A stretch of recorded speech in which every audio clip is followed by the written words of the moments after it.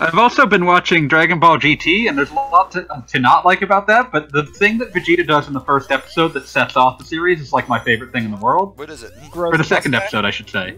Because, like, initially the plan is for Goku, Trunks, and Goten to all go searching for the Black Star Dragon Balls. Goku because he's strong, and Trunks and Goten because Vegeta takes one look at them, says, both of you are trash and awful at fighting, you need to die in space. because that will toughen you up. Just die in space a few times.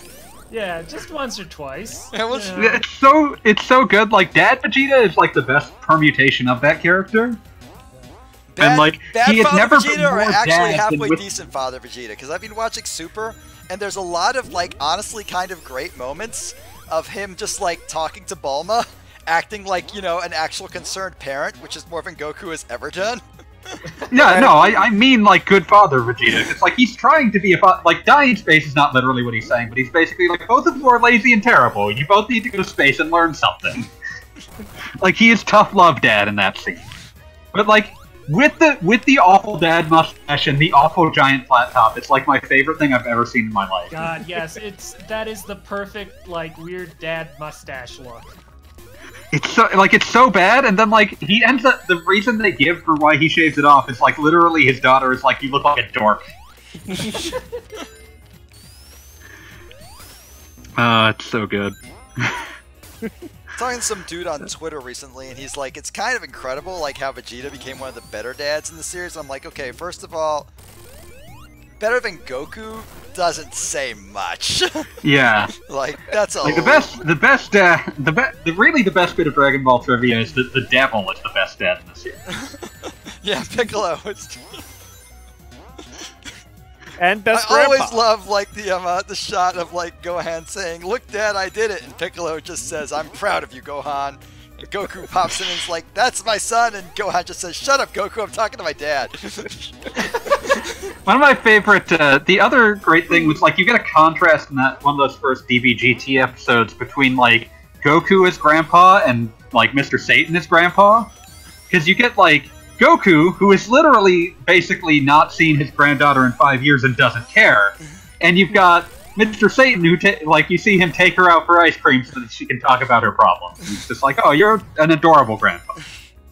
The fact that like I wrote the that was part of choices my that were post. made The with fact that Mr. like Satan are some of the best things ever. yeah, no, like that was actually part of my big stupid okay, why Dragon Ball is awesome post, and it's the fact that not Macho Man Randy Savage is the fake savior of the universe, but also kind of the real savior of the universe.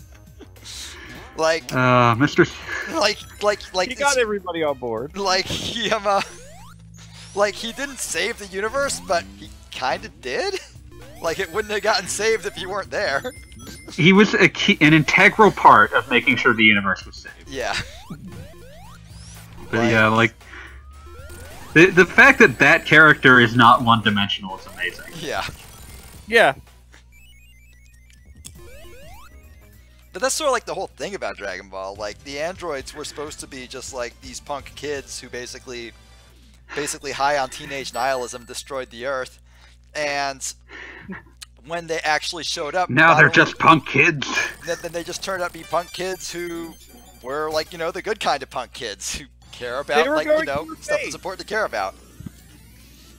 Like, who among us can't say that at one point in their teenage years they became an android and tried to destroy the world? Really? Yeah, obviously. All of us did. I mean, if we didn't, we at least tried. Yeah, we wanted to. We were like, hell yeah, sign me the fuck up.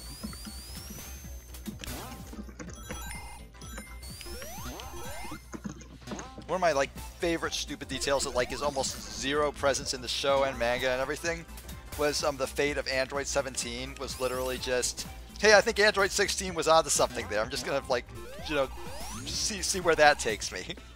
And he became Park Ranger. Yeah. Like that dude really liked birds.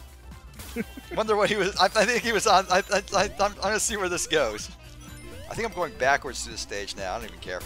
I'm just enjoying playing Sonic. That's what's important. Yep. Just get lost in Sonic. Yep. Yeah. This is one of the wilder stages too, if you really take the time to explore through it. I'm really bad at like learning level layouts. Like I've played more Sonic than most people I know. MuteKi obviously excluded. Obviously, Mr. Let's analyze every single frame in Sonic 1. But Yeah, but I've never actually been like enough of them. Like I've never had the brain like ability to memorize a stage layout. That's never been something I could do. I just sort of like know generally where I'm going, and we'll get there eventually. I'm glad we're on the same page there. I mean, this is why I enjoy like Sonic 3 and Knuckles, because those stages are crazy, but basically if you keep going right, you're gonna be okay. Yeah, no, generally with Sonic, it's actually pretty difficult to get lost in all but a few cases. Oh yeah, that's kind of the difference. Like, what I mean is like I don't actually bother to know every route through a stage. Like memorization of a stage is not something I've ever bothered with.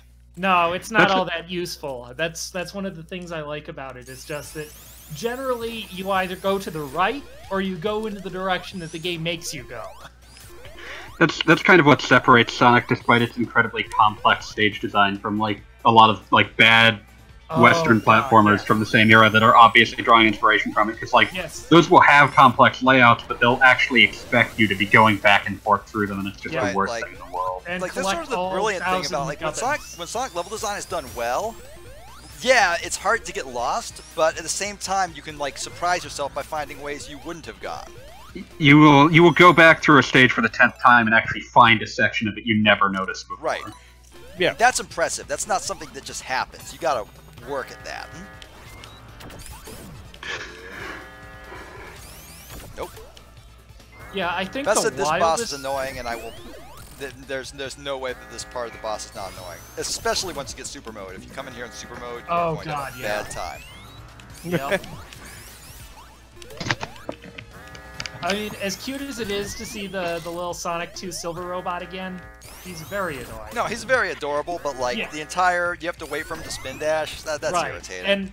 And I just appreciate any time they were like, we want to bring in an 8-bit sprite in here for some reason. I do agree. Yeah. No, it's wonderful. Like the fact that like the loops. But I had so much trouble with this fight. I game over on this multiple times. It's so not obvious that that's even what you have to do. It's like it's after maybe you've destroyed like 6 or 7 of these guys that you're like, nothing's happening. I must be doing something wrong. That the game doesn't give you good enough feedback for this. Yeah. Especially if you like spin dash too fast on the guy, he'll like bounce over Metal Sonic and not even hit him. So you gotta, just like, go flying off into space somewhere. Yeah, so like you gotta just like spin dash. You just gotta charge the spin dash like once and then go. It's kind of it's not very intuitive. It's one of the it's one of the more aggravating aspects of this game. Yeah. I mean, on the one hand, it is sort of cool that Metal Sonic has this kind of Contra hardcore style boss arena where he just throws a bunch of enemies at you. Oh no, it's a neat idea, but like, that's brilliant. But like actually in practice, it does get kind of annoying. So. Yeah. Also, I never quite know when like this guy's hitbox turns on, because look at me jumping all over him right now, nothing happening. Yeah, it's. Okay, now it's not. Now something's happening. Also, it's basically impossible to lose this portion since all of your rings will get like caught by the back end. Yeah. So, I like, mean, once like again, the it feels of the bazooka boss earlier, where your rings disappear immediately. Oh yeah. Oh, the. Wait, which one? Which level was that? Mid boss of Video World. Oh yeah. Studiopolis. Yeah, the heavy guy. Hey, Tails killed Blue him. Heavy. Good job, Top Tails. or whatever, I guess. I forget all their names. Their names are Blue, Green, Pink, and Jimmy. Works for me, yeah. I only know Jimmy because Jimmy was named after a dearly departed member of the ROM hacking community. Because